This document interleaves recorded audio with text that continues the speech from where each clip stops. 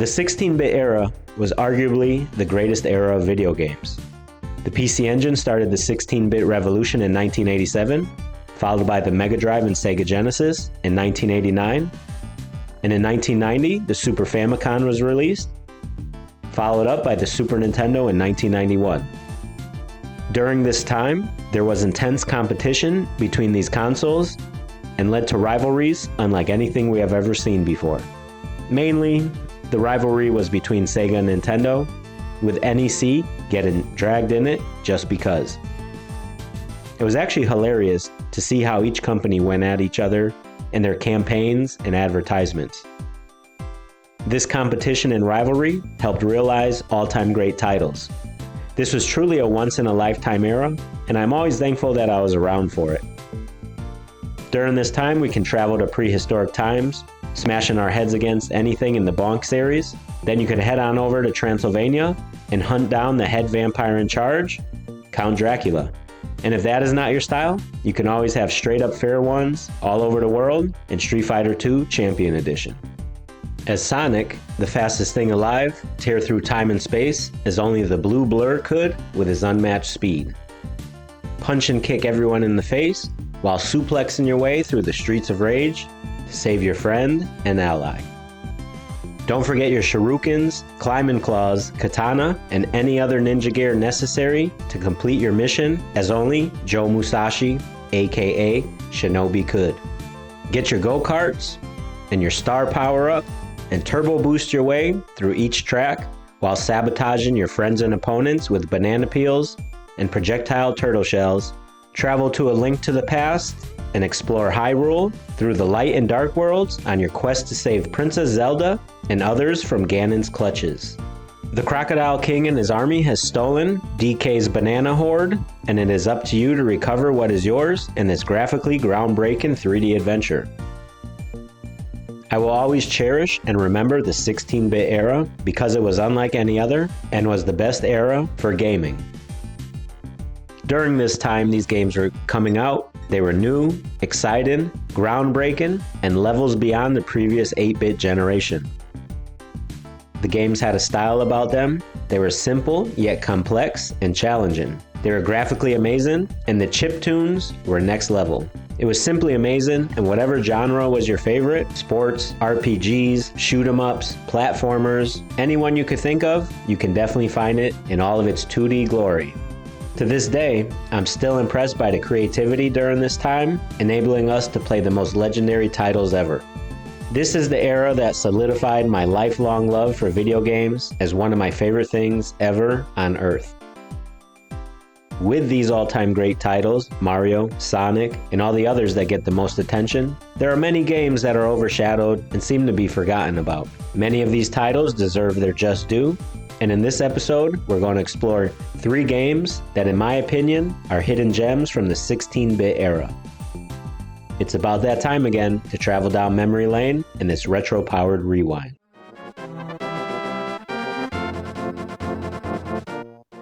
During the 16-bit era, the shoot-'em-up genre flourished. The Sega Genesis and Super Nintendo released amazing titles throughout this time period. If there was one thing the TurboGrafx-16 and PC Engine did better than their rivals, was the shoot-'em-up genre. There were many unique titles, but one title that stood out in particular to me was Mr. Heli for the PC Engine, released in 1989. This game stood out to me because of its colorful and cartoonish aesthetics, in addition to its stage-scrolling style, along with its fun style of gameplay. Most shoot-'em-ups, or shmups, were either vertical or horizontal, but Mr. Heli is a combination of both. This is a standout title to me because of its stark contrast to the other titles during this time.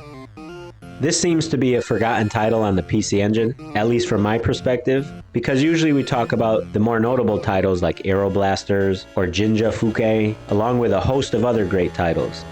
However, Mr. Heli separates itself from the pack because of its bright, colorful world, along with its fun gameplay and its cartoonish graphics, which I think look amazing.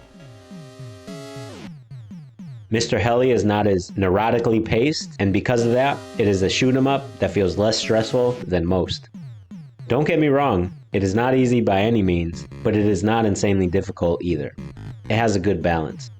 Mr. Heli provides a gameplay experience that is memorable because of its power-up features, which forces you to strategically decide what power-ups you should buy with your in-game currency, which is diamonds. This game is not quite a cute-em-up, but it is close and could be appealing to a wider range of audience than your typical space-flying shoot-em-up. Mr. Heli is a hidden gem on the PC Engine and was overlooked most likely because of its PC Engine only release, and for gamers in North America at the time, we most likely didn't know about it due to the lack of information. During those days, there was no internet to highlight such hidden gems. You would have to see these in magazines. Mr. Heli should be played if you are a fan of shoot-em-ups or games that have a fun factor that is unmatched.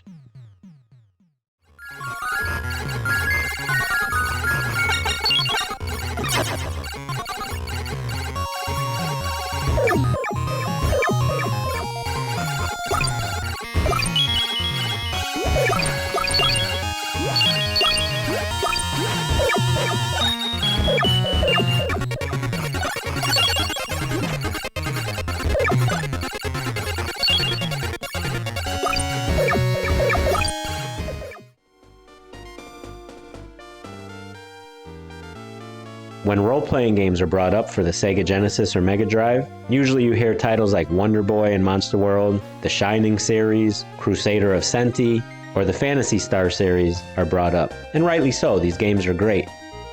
Phantasy Star was Sega's first major RPG series, debuting all the way back to the Master System days. All of these are standouts, but there was always one title I always thought was one of the best on the system, and that is Landstalker. This isometric action RPG has been one of my favorites since its release on the Genesis in 1993. Landstalker is a standout title to me because of its humorous content, isometric presentation, and in my opinion, graphics that are some of the best ever during the 16-bit era. During your journey, you'll travel through many types of environments that look detailed and realistic for the time, creating immersion in this world. You'll travel through forests, towns, caves, and dungeons and search for the king's treasure. The different character sprites are large, detailed, and colorful, and make for a good cast of characters. Nothing is perfect, and the only gripe I have is the learning curve for controlling your character's movement in the isometric world, especially during aerial platforming tasks. They could become pretty annoying. However, once you reach the achievement of being able to control your character efficiently, the game starts to become easier. The adventure will all of a sudden become exciting and fun, providing hours and hours of entertainment for you. Landstalker often gets overlooked in lists of best Sega Genesis Mega Drive games, and is not talked about as much as it maybe should. This hidden gem is one of the best on the console and unique to all other RPGs at the time.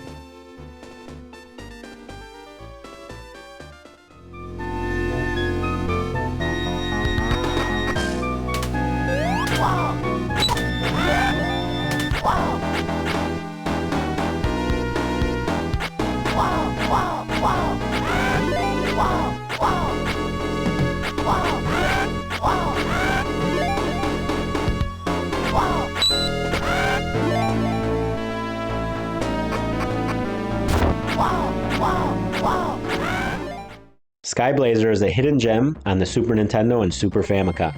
In this mythological action-adventure platformer, battle through 17 levels and other hidden areas to save the Sorceress in the North America version, and the Deity in the Japanese version. The most notable, besides character changes, is the green blood in the North America version for the red blood in the Japanese version. This is a minor change that does not affect the player's overall experience. However, back then, seeing blood in a game was pretty cool. This is an underrated, fun adventure that provides hours and hours of excitement and entertainment. Skyblazer has easy pick-up and play controls that have a minimum learning curve. Because of this ease of control, you are able to traverse each level and battle each enemy you encounter with different approaches depending on your style of gameplay. One of the most important aspects in any game is to have crisp and easy-to-learn controls, which this game has. The graphics in this game look amazing with detailed sprites, large bosses, and extensive use of Mode 7 scaling and rotation. This is a graphical powerhouse and stands out from other titles because of this. Skyblazer is a huge game with over 17 levels.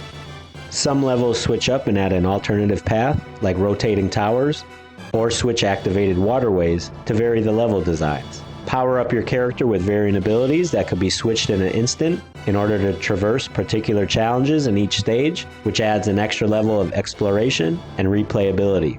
This game is no walk in the park in regard to challenge. Utilize tactics with your newfound powers to defeat your enemies. You will need these new tactics to complete this challenging, mythological, underappreciated adventure. This is a hidden gem that has been overlooked, and Skyblazer is a must-play for anyone that is a fan of retro gaming.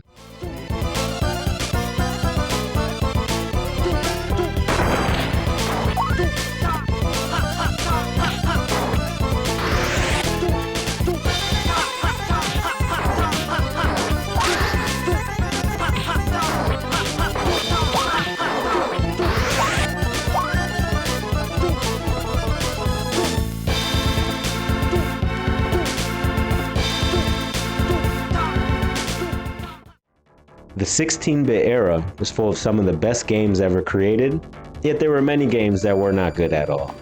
However, in between this dynamic, there were many titles that were great in their own right, and some games just as good as the all-time classics.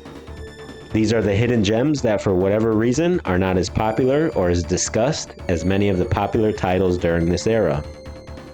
Mr. Heli, Landstalker, and Skyblazer hold up to today's standards. These are examples of games that are just as good as some household titles and represent the respective consoles and genres well.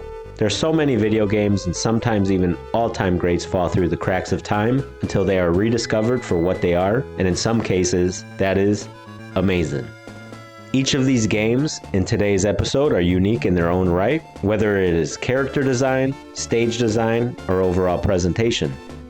This is a tribute to the creativity and ingenuity from the 16-bit era, where the developers were at their peak and created art that still stands out today for its distinctiveness during a time of fierce competition among rivals.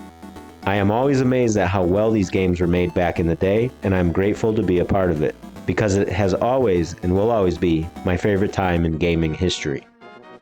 As time moves on, technology changes, and it's the same story. Out with the old and in with the new.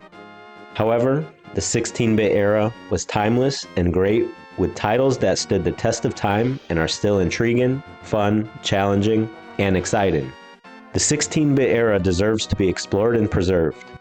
I encourage anyone that is a fan of video games to play these games on the TurboGrafx-16, PC Engine, Mega Drive, Sega Genesis, Super Nintendo, and Super Famicom, because it was unlike anything else, and you never know, you may just be surprised that you may find a game or two that may become an all-time great for you, like some have been for me.